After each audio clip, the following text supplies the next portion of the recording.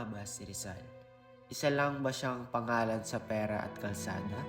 O isang kabataang piniling ialay ang buhay para sa bayan? Si Jose Rizal ay hindi ipinanganak na bayani. Isa siyang karaniwang kabataan na may talino, pangarap at malasakit sa kanyang bayan.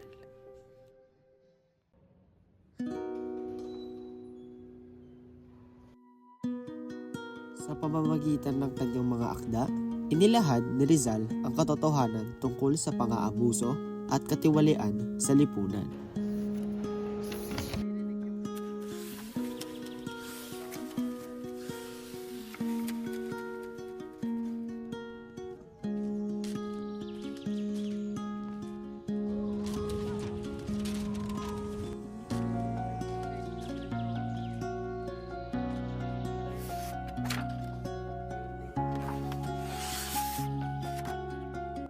Dahil dito, nagising ang kamalayan ng sambayanang Pilipino at nagsimulang umusbong ang mas malakas na damdaming makabayan.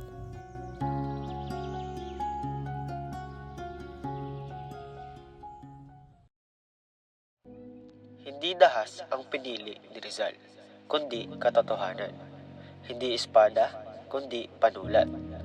Alam niyang kapalit ng kanyang paninindigan ang sariling buhay, ngunit hindi siya umatras.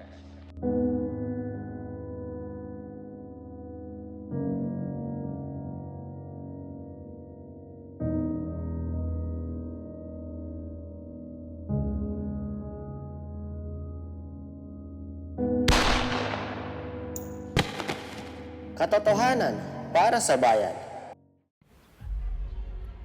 Sa panahon ngayon, tayo ang kabataang inaasahang magpapatuloy ng ipinaglaban ni Rizal.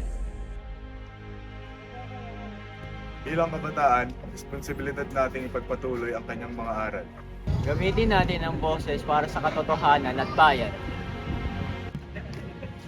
Hindi natin kailangan mamatay para sa bayan, ngunit kailangan nating mabuhay para dito.